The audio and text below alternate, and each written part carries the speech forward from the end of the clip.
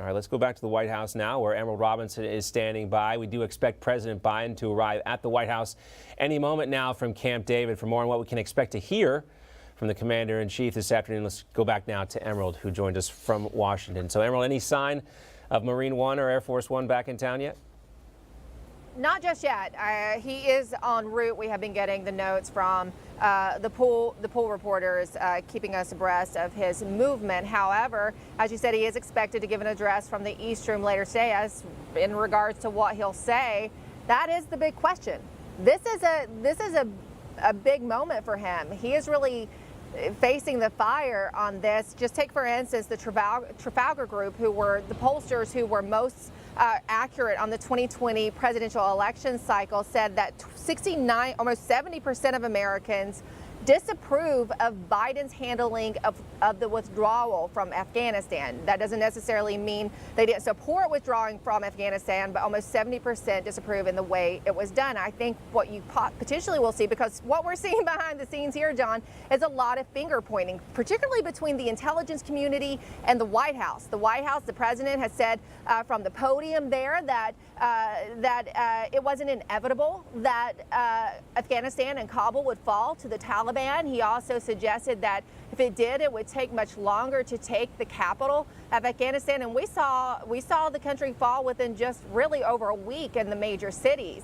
And the White House is pointing the finger at the intelligence community, and the intelligence community is pointing the finger at the White House, saying, we gave you this information, but you didn't take it, and you didn't use our assessments. There's also a lot of finger pointing in town in regards to Secretary of Defense Austin, and also Secretary of State Blinken. Blinken was out over the weekend trying to do media to manage the situation. He got hammered in the media, so perhaps we could see the president pointing fingers at some of those entities, but that is the big question. Also keep in mind, you got to look at what's been going on here and what the real focus of this administration has been since taking office.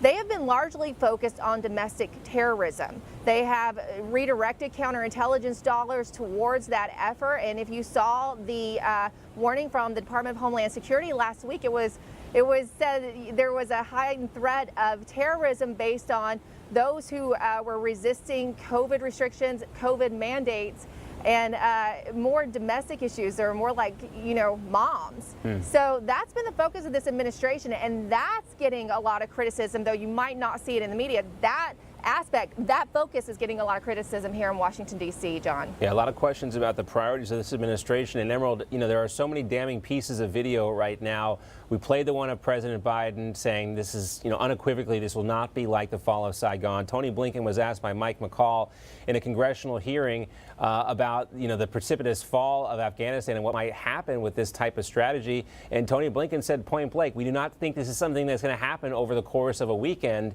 And here we are. Exactly that. It happened over the course of a weekend. We were supposed to have 30 to 90 days. Turned out more like 3 days. Emerald, thanks so much.